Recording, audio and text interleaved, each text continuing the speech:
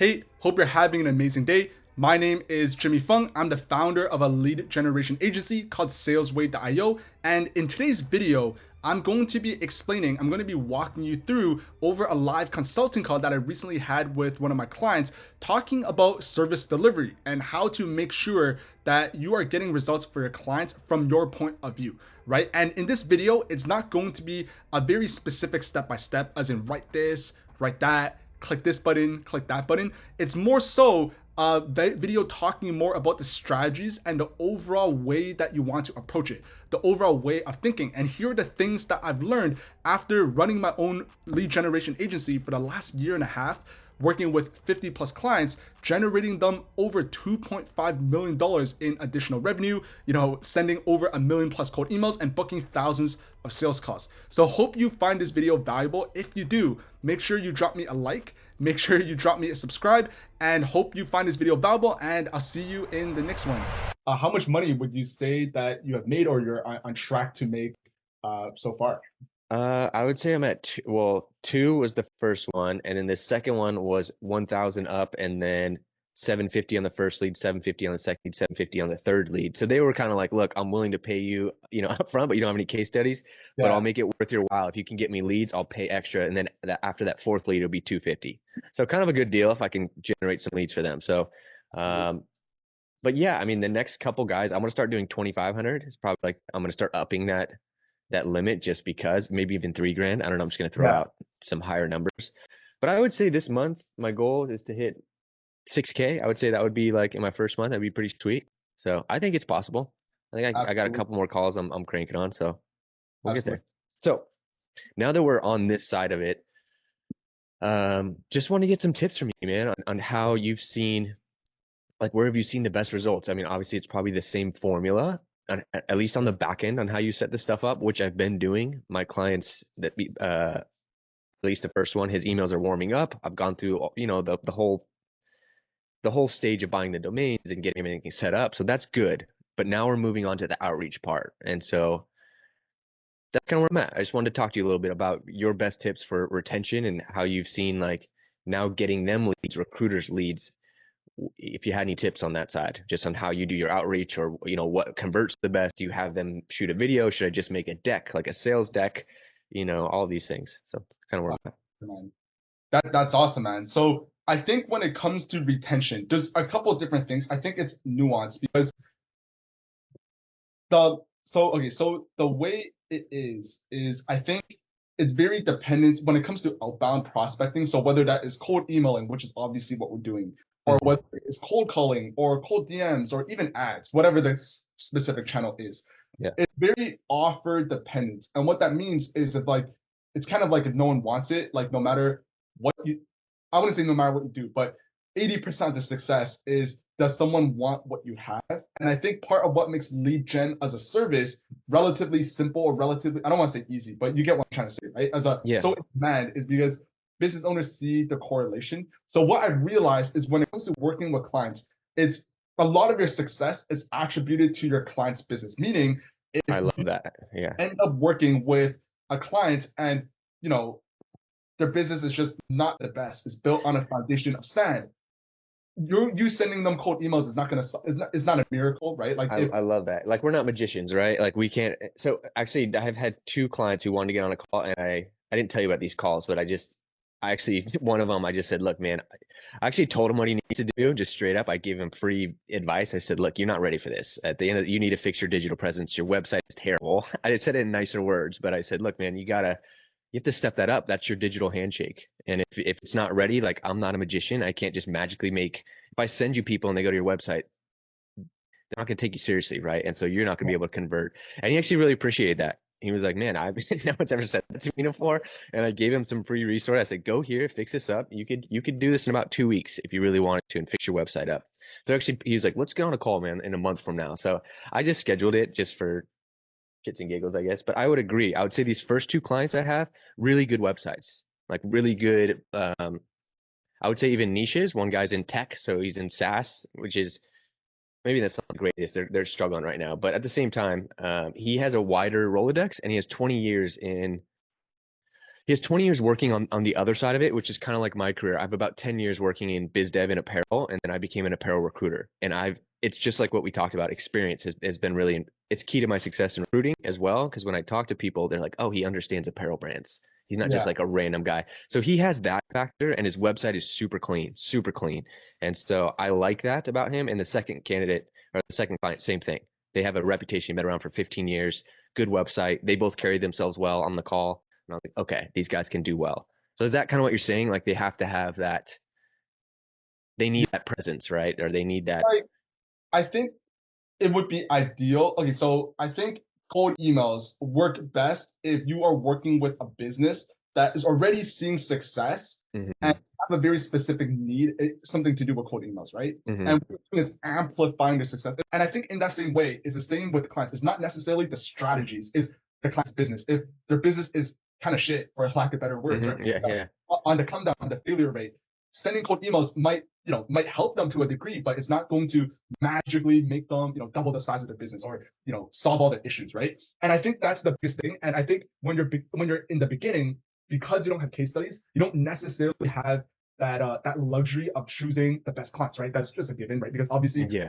businesses, they would work with the best people or people with case Mhm. studies or this or that. So I think in the beginning, there's always that process where the strategy I like to go about it is you're just sending emails. You're trying to get as many clients as you can, right? Even if like that's not to say just for shit businesses, but it's good to just see a lot of things and get a lot of experience. I think that's the best way to explain it. And then over time, as you do get better at what you do with the cold email stuff, you have proof, which is the case studies. You're able to do a couple of things. Number one, you're able to charge more, charge higher prices. The Mhm. second thing is you're able to get your clients better results, meaning you also make more money. Third thing, you have case studies, and you're able to then work with businesses that you know for certain you're going to get great results, right? Because I think in the beginning, when you're first working with businesses, let's say you're taking on a client, you don't know for sure that you're able to get them great results. Like you might have a hunch. Mhm. We were to give it a number, which obviously it doesn't always work like that, but maybe you have 60% confidence or 55% confidence, let's just say, right? Because there's something about that client's business or that client's offer where you're a little bit iffy about, but you're like, you know what, let me just take a chance and see how it goes. And then down the line, once you have that luxury of choosing, all the clients you bring on, with like 90% plus certainty that what you're doing is going to work, right? But obviously in the beginning, you don't necessarily have that luxury of choice. So I think working with good clients and good offers is 70 to 80% of it. Obviously, the things you want to look out for is similar to what you said. Do they have a decently looking website? They have a website from 2004. It's not going to Yeah, yeah, yeah, yeah. if they don't necessarily have a LinkedIn presence, which is very large, very Yeah, important in this space. You search up the name, you see nothing, yeah, or hard to find or yeah, whatever it is. bad reputation. It's not Mhm. that. If they're recruiting in certain industries where for a fact it's a little bit slower, it's going to be harder, right? Because I think this is one of the things that is harder for even for me to teach people is because a lot of people they come into this program, they see me with successful recruitment, they see some other people, and they're like, you know what, I'm gonna just go into it. But there's more nuance into it, as you For know, sure. right? Yeah. Not every single industry is in the same demand. Not every single role is the same, right? Mhm. So having that insight is very important. So for example, if you talk to a guy who's recruiting in just strictly tech, right? Yeah. Obviously it's a little bit slower now than 3 years ago. And you ask them, okay, so you're hiring these engineers in these tech companies. Are you open? Are you interested in the idea of maybe hiring engineers in financial companies or these are Mhm. You lead the conversation a little bit, right? If they're struggling, you kind of help them to open up their offering. And or I would say another part of an offer that's important to me, at least when I'm looking at these two first clients, are you willing to work on contingency? That's like a big deal for me, right? Because if you are, that's helpful because then that's a win-win for both the people I'm reaching out to and them. If they've never heard of them and it was just good timing, and then I say, hey, look, by the way, we're working off contingency, so we don't win unless you guys hire from us. That's a big part of the offer that they need to have for me because if they're not willing to do that and they're say strictly retainer, that's a lot harder to convert. Even if you have good, case studies and stuff, it's just harder to convert right now, I would say. yeah, absolutely. And I think as we are talking about it right now, it makes sense. But I think the one of the largest things I learned is because this is like any other service business, you're just dealing with people, you're gonna come across people who just don't see it from that Mhm. perspective, or Mhm. who are like they're just, I guess, in a way, stuck in their ways, and Mhm. they're not open to pivoting. They're not open to adding these things into the offer. They're not. They're just not open to doing all these other things and experimenting it. But that's what I mean, right? That's kind of like not Okay. the best type of client. So I think focusing on those things are very important with the right type of clients. I guess in terms of strategies, one thing that I'm seeing works really well that's a little bit different from your own lead generation campaign is focusing more so on intent based. So for example, as a recruitment agency, if they are hiring account executive roles, you can scrape Indeed, right? Or whatever open job boards and reach out to those companies because you know there is intent. Obviously, you have to figure out who those decision makers are because if you're reaching out for an account executive role, you might need to reach out to the direct hiring manager, maybe a sales manager, maybe someone from the HR or recruitment side as well, right? Case studies again, very important. When you say you do that for the LinkedIn part, because that's what most agencies do, right? Like, do you do that manually, or do you have a system that is able to scrape job boards? Do you use that client scraper? Is that what you do? And then you, yeah. Okay, so you literally use that for. I use the thing that I put inside the program. Okay, because, okay. I wouldn't say it's automated. It's 50% automated because there's still some manual work, but you're not. You don't need to go and copy the role, copy the company name, and then manually search it up on like LinkedIn or Apollo. It's relatively automated, or as much as you can, basically. That's personally what I do. What else? I'm trying to think. Case studies is a very important part, which leads to the VSL because the type of offer you want to make is, let's say you see a company hiring for an engineer, right? The type of messaging I use is, hey, John, I saw your company, obviously I'm calling up the company. Hey, John, I saw your company has an open account executive position on Indeed. Has this position been filled? Question mark. Reason why I'm reaching out is because we specialize in working with tech companies hiring engineers. Recently, we worked with Microsoft where we recruited 3 engineers for them, blah, blah, blah. Something like that. But obviously that's very case study heavy. Put together a quick video running through how we did this for Microsoft. Can I share this with you? And then obviously in the VSL, what I do is I script it for the client. So because if you think about the VSL, there's 2 components, right? There's the visual presentation, and then there is the actual video presentation, like the guy talking about it, right? A visual presentation, it could be similar to yours. It could be on anything. It could be a Google Slides, it could be a PowerPoint, it could be a Google Docs, it could be a Notion, it could be a million other things, a flowchart. What I do is I create that for my clients. I run through it with my client, like I hop on a call, make sure they understand what we're talking about, and then they present it. What that VSL or that presentation is talking about is, if you think about your own VSL, you're talking about it from a very first person point of view. We are a lead generation agency for blah, blah, blah, blah. This is what we do. These are our 5 key steps that we take for all of our clients. For your own clients, if you have cases, and even for your own agency down the line, you just position it a little bit different in a much more powerful way rather than we do this, we do that. These are our 5 steps. We recently did this specific thing with this company, aka case study.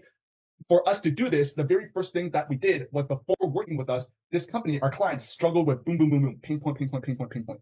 What we did after that is the very first thing is the step-by-step process. So it's very similar to talking about it as we help companies do XYZ. It's ambiguous in the beginning, right? And then you narrow it down to like a client that you actually did it for, which makes it that much more real.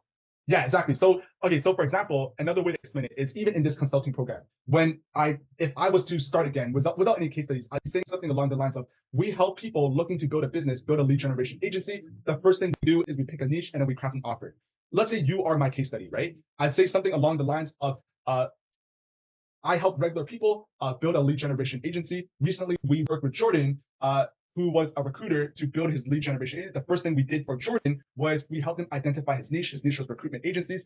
After that, what we did with Jordan was we helped him craft the coding model. So you see how framing it a little bit different. We're using that case study, but the overall messaging is the same. It just makes it more powerful, right? That's great. That's great advice. Okay. That's what I do. One thing I would recommend, I put it in the Discord chat, is even once your clients don't turn off your email campaigns, because a lot of it is momentum based. It's a bit of I think I like to call it outreach lag, where like the results you're seeing today, the replies, the book meetings, might be attributed to actions or the emails you sent maybe like a week ago or 2 weeks ago. So if you turn it off, you lose all of that momentum. If you feel overwhelmed, I would just put a wait list, tell people that, hey, we are kind of at max capacity right now. We'll have a wait list for the next few weeks. Is it cool if we hit you back up once we are looking for more clients, right? I like that. That's a great idea. Rather than turning them away, right? You're saying like because it adds scarcity kind of to your service. People go like, ah, shoot, he won't even accept me right now, I think, which makes you look better. In the recruiting world, like for example, when if I got 3 requisitions today from a brand, I would tell them like, thank you, I appreciate it, but I just want to take your hardest one.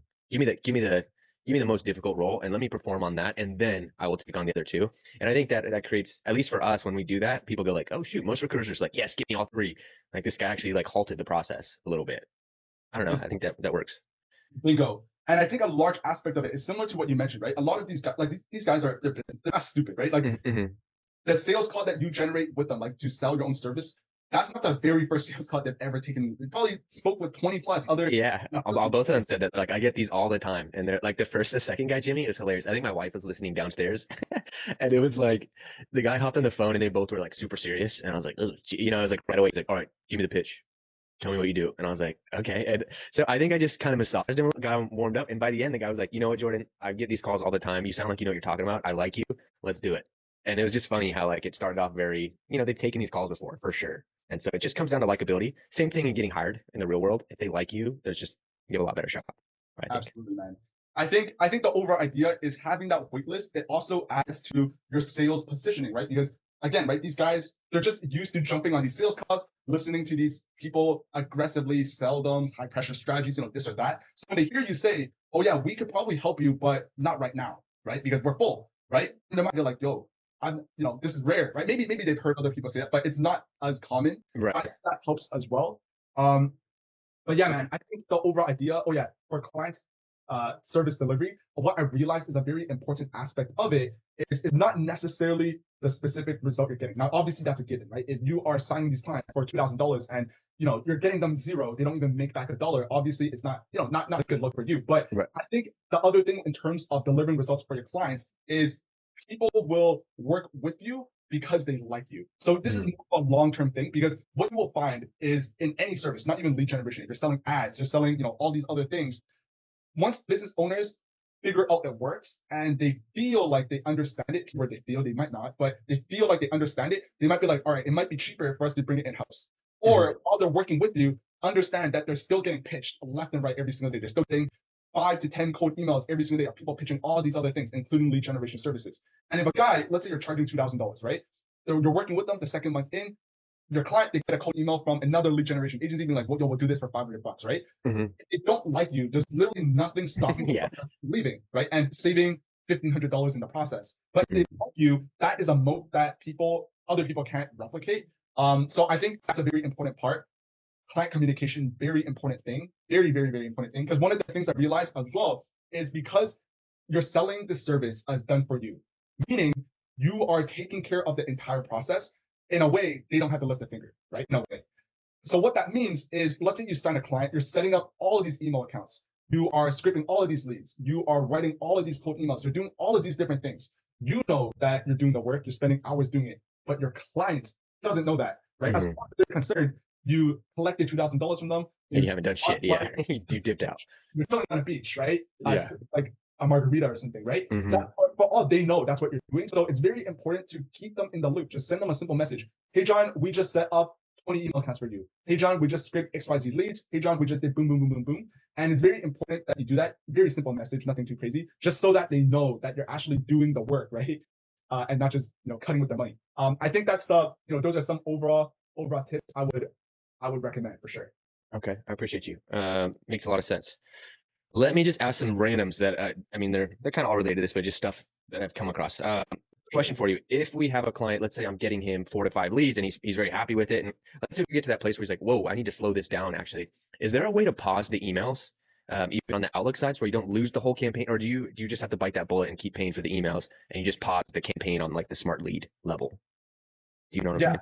I do understand what you're saying. So I think it's a little bit of nuance because it's very situation by situation. So if your client comes to you and say, hey, Jordan, you're getting us phenomenal results, we just can't take on clients. I think the first thing you want to understand is how long, right? Like obviously, right? Like, because if they only want to pause the campaigns to the end of the month, a month is not that bad, right? But if it's more like, we want to pause this for the next quarter, the next half the year. Well, realistically, what I found is they're probably not going to resume. Come back. Okay. Right? Yeah. Like it's just highly unlikely. You haven't seen that yet, where people are like, okay, and then they leave for 6 months and come back and say, hey, Jimmy, ready to go again. Like, it's very unlikely. It can happen. Yeah, I have seen it, but it's not likely. As in, like, if the chance of that, okay, so let's say you have a client and he says, hey, Jordan, I'd like to pause the campaigns. We're dealing with some stuff in the business right now. You ask them, all right, no worries. I completely understand. In your opinion, how long do you think this pause might look like? What does that timeline look like? And they say, well, it's kind of indefinite, maybe 3 to 6 months. Well, if you were to take a bet, yeah, they're not going to come back, right? Right. So cancel that. In the worst case, if they do, you just set it up again, right? Is what you're saying. Yeah, exactly.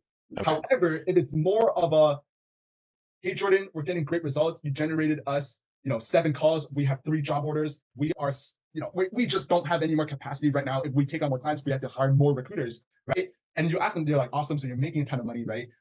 When do you think you'd be good? And they say probably within the next few weeks, maybe like 2-3 weeks, maybe a month. That's a little bit of a different story, right? Yeah. But yeah. Okay, that makes sense. Thank you.